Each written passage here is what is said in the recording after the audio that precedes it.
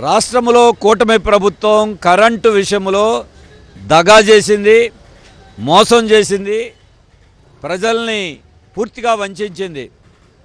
మేము అధికారంలోకి వస్తే కరెంటు ఛార్జీలు పెంచం, తగ్గిస్తామని మాట చెప్పింది. 11 నెలలు కాల మొత్తం బిల్లులని పెరిగిపోయి జనం గగ్గోలు పెడుతున్నారు. మేము పెంచలేదంటారు.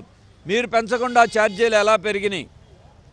సర్దుబాటు ఛార్జీల రూపంలో 2022లో వాడుకున్న దానికి, 23లో వాడుకున్న దానికి, కిందటి నెలలో బిల్లు కట్టేసిన దానికి, 2019లో వాడుకున్న దానికి ఇవాళ 4 రకాల అదనపు బిల్లులు వేస్తే డబల్ బిల్లులు వస్తున్నాయి. 15,485 కోట్ల రూపాయల భారం వేశారు. మీ గవర్నమెంట్ వచ్చిన తర్వాత భారం వేశారు. ఇందులో బీజేపీ, తెలుగుదేశం, జనసేన మీరందరూ ముద్దాయిలే. మాట తప్పారు మీరు. ఇప్పుడు వ్యాపార సంస్థలకి స్మార్ట్ మీటర్లు పెట్టేస్తున్నారు. వ్యాపారులకు ప్రోత్సాహం ఇస్తాం, చిన్న పరిశ్రమలకు ప్రోత్సాహాలు ఇస్తామని చెప్పారు. ఏమైంది వాళ్ళ ప్రోత్సాహాలు?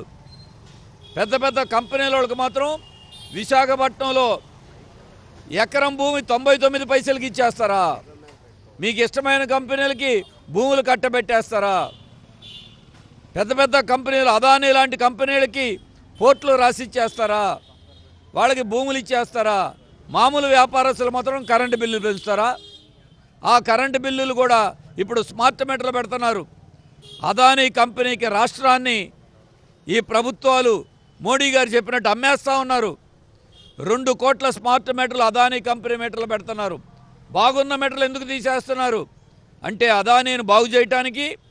మరి ఇవాళ మోడీ ప్రభుత్వం, ఇక్కడ ఉన్న కూటమి ప్రభుత్వం, వీరందరూ కలిపి రాష్ట్ర ప్రజలకి ఈరోజున భారం వేస్తూ ఉన్నారు. ఈ స్మార్ట్ మీటర్లు అంటే ప్రతి ఇంటిలో ఒక ఆటం బాంబు బిగించినట్టే. ప్రతి నెల పేలుతూ ఉంటుంది. అది ముందుగానే ప్రీపెయిడ్ పద్ధతిలో డబ్బు చెల్లించాలి. అలాగే స్మార్ట్ మీటర్కి అయ్యే ఖర్చు దొడ్డిదారిన జనం మీదే బిల్లులో కలిపేస్తారు. గంటకు ఒక రేటా, పగలొక రేటు, రాత్రి ఒక రేటు ఎప్పుడైనా పుట్టిన తర్వాత ఉందా? వేసవకాలం ఒక రేటు, శీతాకాలం ఒక రేటా? అంటే అడ్డగోలుగా దోచుకోవటానికి విద్యుత్ రంగంలో పెద్ద భారీ దోపిడీ జరుగుతోంది. ఈరోజు యూనిట్ 4.60 పైసలకి యాక్సిస్ అనే సంస్థతో విద్యుత్ కొనుగోలు చేసి ఒక పెద్ద భారీ అవినీతి కుంభకోణానికి కూటమి ప్రభుత్వం పాల్పడింది. మరి ప్రజలకు ఇస్తాన హామీలు నెరవేర్చలా, వాళ్ళ సంక్షేమ పథకాలు ఇవ్వట్లేదు. కానీ భారాలు మాత్రం అటు కరెంటు బిల్లులు, ఇటు ఇంటి పన్నులు, ఇటు గ్యాస్ బండ ధరలు, నిత్యావసర వస్తువుల ధరలు ఇవన్నీ పెంచేస్తూ ఉన్నారు. అందుకే సిపిఎం పార్టీ దీని మీద రాష్ట్ర వ్యాప్తంగా ఉద్యమం చేస్తూ ఉన్నాం. దీని మీద రేపు విజయవాడ విద్యుత్ సౌధ కార్యాలయం వద్ద నిరసన తెలియజేస్తాం.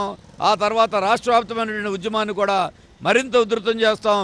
ఛార్జీలు తగ్గించాల్సిందే, స్మార్ట్ మీటర్లు ఆపాల్సిందే. అదానీ అలాగే యాక్సిస్ ఇతర బడా కంపెనీలతో చేసుకున్న ఒప్పందాలు రద్దు చేసి హామీ ఇచ్చిన విధంగా కరెంటు ఛార్జీలు తగ్గించే వరకు పోరాటం సాగిస్తామని సిపిఎం తరఫున మేము హెచ్చరిస్తూ ఉన్నాం.